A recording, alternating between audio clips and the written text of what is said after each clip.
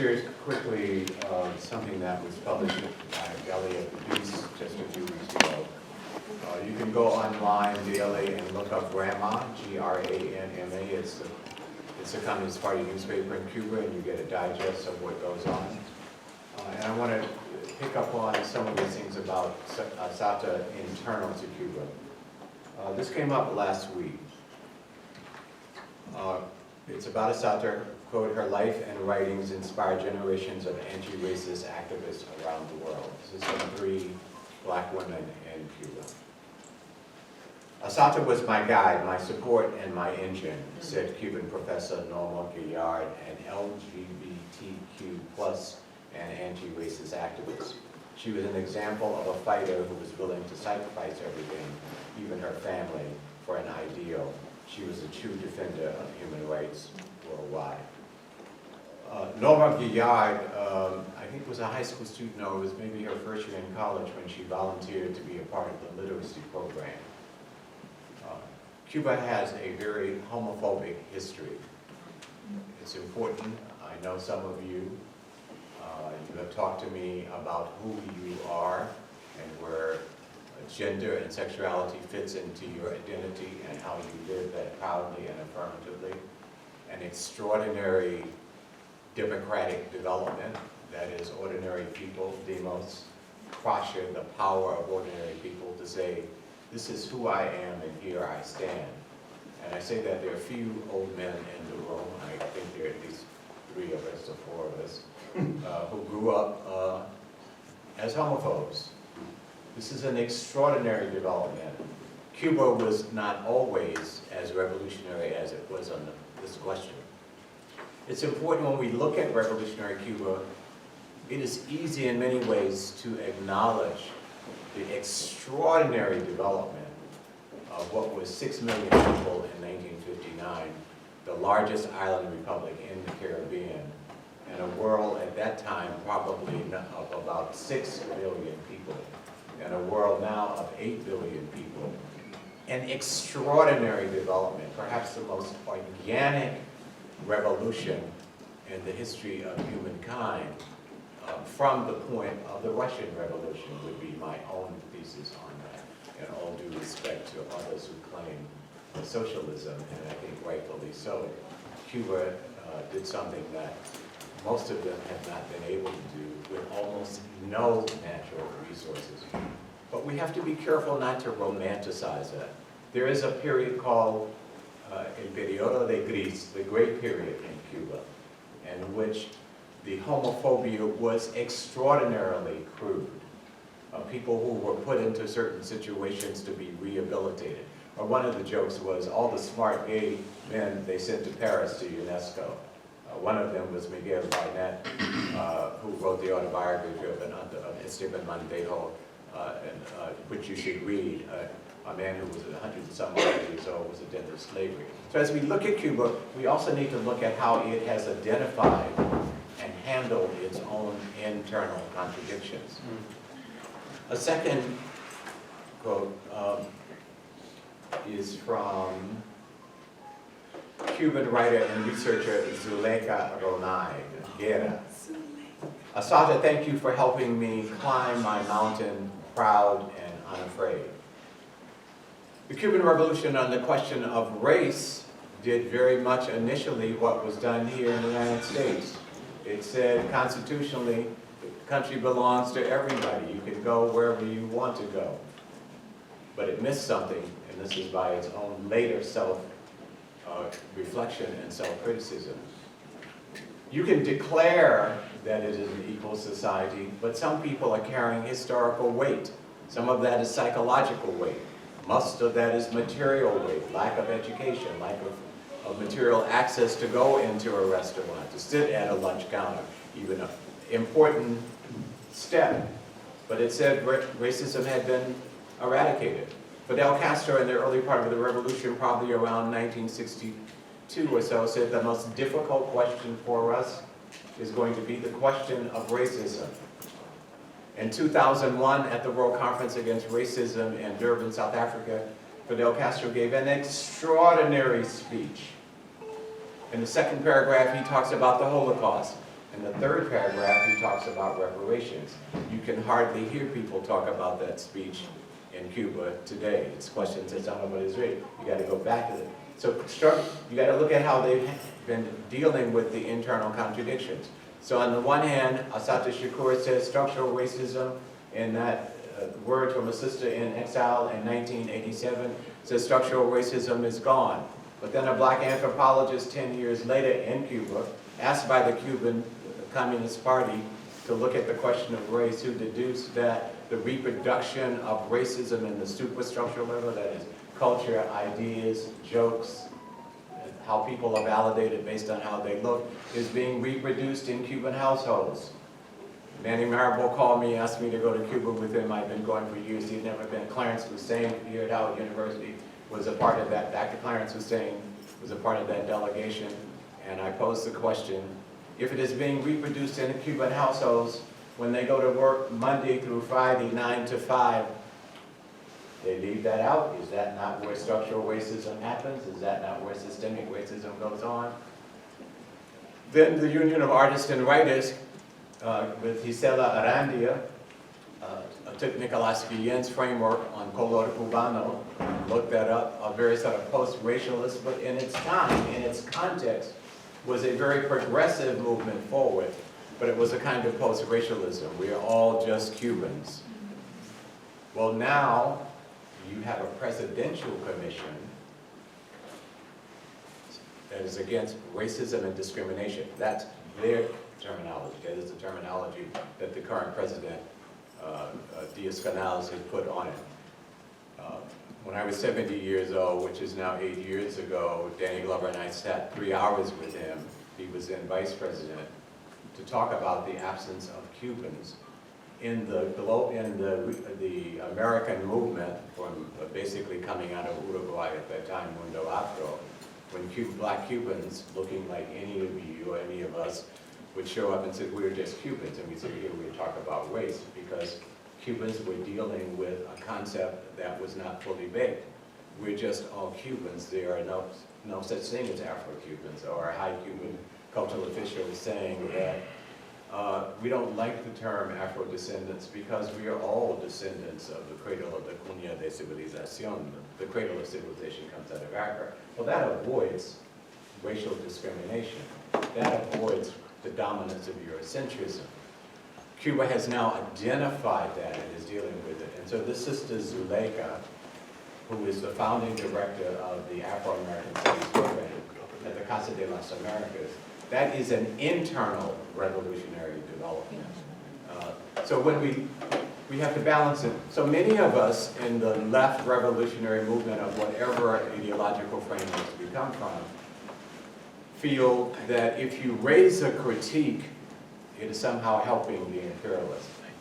So here's a methodological question, because I know that there are serious, as I said, I've met a number of you. I am extraordinarily impressed with the seriousness and the conceptual and methodological approach that you take to looking at your data. The internal contradiction is always the fundamental one. Imperialism is there, but if we only look at Cuba through the eyes of what it has done in relationship to imperialism, we miss the internal contradictions that they have identified themselves. That is, the struggles that they are having amongst themselves to figure out how they move their nation forward. Now, the most vulnerable who come out of enslavement, and including white Cubans who came from the most impoverished areas descending out of feudalism, are the people who are most suffering in Cuba today. When you go, Fidel Castro's grandson, one of his grandsons, is riding around in an open convertible, hanging out. That's a contradiction that they will have to resolve. So we have to think about that. And why is that? Because if we do not accurately describe the problematic, we have really undercut ourselves by about 90% of figuring out how we're going to engage it towards a resolution. And while the Cubans under-described the issue of racism initially, they have finally come back around to dealing with it. So at this past December, the Cubans held a 10-year commemoration on the first UN decade on Afro-descendants, in which UNESCO and United Nations officials were there, and the president spoke, and Rensoli, who heads the commission on race and discrimination, was also there. So they are dealing with that. So that's how solidarity develops. Let me conclude with two last things on this question of Assata. And so the last quote is, Assata Shakur was a friend, a critic of my work, and an inspiration, said Gloria Rolando. Someone has mentioned her film, a Cuban filmmaker who directed the 1997 documentary film Assata Shakur, Eyes of the Rainbow. The true film about Assata Shakur still remains to be made. I had the opportunity and the privilege only to approach her, but I think there is much more to be told. She said Assata was a critic of her work, not one who rejected her, but Assata did not just say, I'm here now in socialist Cuba and it's utopia. I have questions, I have issues. And it is out of debate about ideas, not personalities. Not that I don't like Dr. Monroe. I may not like her ideas, or she may not like my ideas. That's about the struggle of ideas to try to put some light on the situation. So we have to be careful of personalizing it. We have to fight for one another before we draw a line against one another. But that does not mean we don't fight about the ideas and the issues. I'll stop on this because it has been mentioned about the Black Caucus.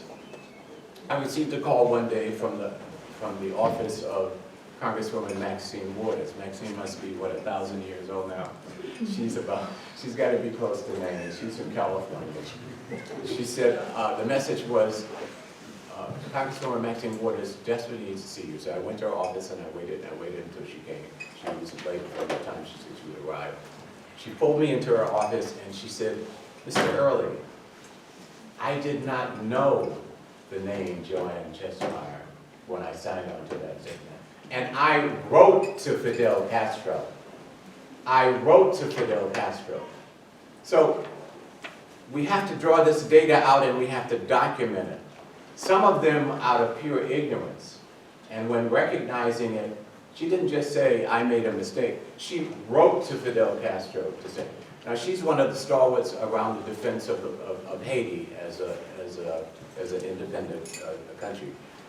I ask you as revolutionaries, that is as anti-capitalists, as we fight for more latitude and freedom with the masses of people, with them, because in the millions our community is where they're going to be voting. And we know what that system is about, but that's where they will be. We can be in our own circles talking about our own things, but if we are not there engaging them, helping to mature the understanding of what is going on, we will be small circles outside of that. So we have to go through that process with them as they learn the contradictions themselves.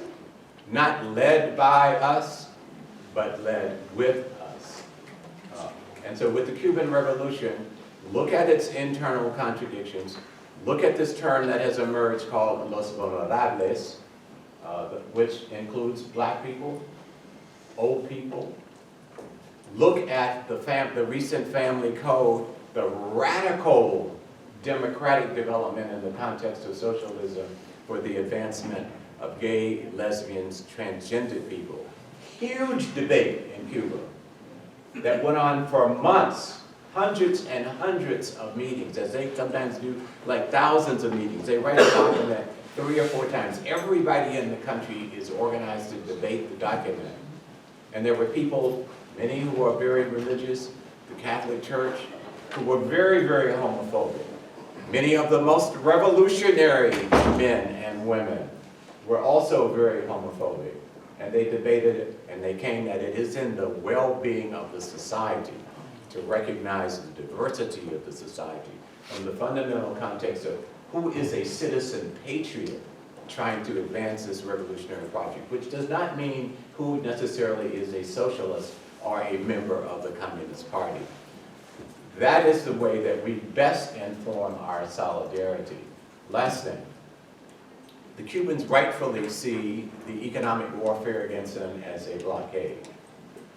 But our task of dismantling the legislative framework, it's not a blockade, it's an embargo. This is where something can be itself and something else at the same time. We have to defeat this blockade also by unraveling this legislative framework that has locked this capitalist democracy into and its economic warfare about Cuba. So we have to look at it from our ideas of solidarity, not from somebody else's ideas of solidarity. And that is not an easy equation to do.